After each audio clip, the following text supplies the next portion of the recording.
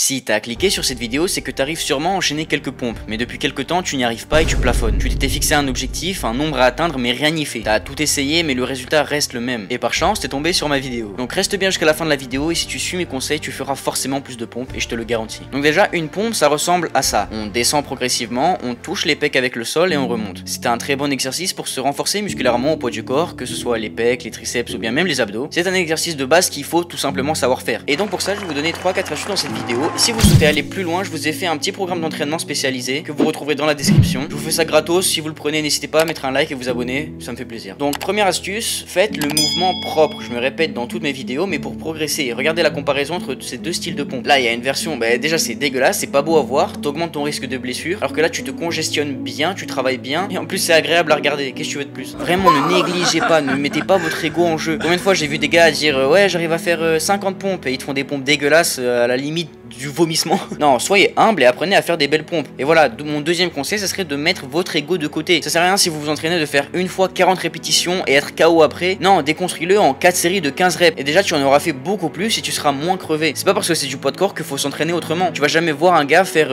son max de répétitions au développé couché juste une fois. Non, il déconstruit sa série. Car ce qui compte, c'est ce que tu fais au total, le volume d'entraînement. Et tu verras que tu vas beaucoup plus progresser. T'as juste à prendre du repos entre les séries, entre 2 et 3 minutes. Et en plus, ça, comme par magie, t'auras fait 60 pompes en tout. Et donc là, je vais vous donner maintenant la meilleure technique pour progresser en pompe. Déjà, il faut comprendre le mouvement. T'as déjà remarqué que quand tu fais cet exercice et que tu arrives à l'échec musculaire, tu arriveras toujours à descendre mais pas à remonter. Et donc à partir de ce raisonnement là, on va mettre en place un exercice. Tu fais le maximum de pompes que tu peux et après tu passes sur les genoux et tu travailles seulement la descente en contrôlant tout doucement. C'est globalement des pompes négatives. Tu fais du post-fatigue et t'habitues ton cerveau à faire plus de répétitions, de la mémoire. Tu vas retenir que tu as fait 4-5 reps en plus et la prochaine fois tu arriveras à en faire encore et encore. Enfin bref, ça c'était mes quelques conseils pour vous améliorer en pompe et comme je vous ai dit, vous avez un programme avec plein d'exercices dans la description pour vous améliorer. Ça vient littéralement compléter cette vidéo. Et puis bon courage et grosse force.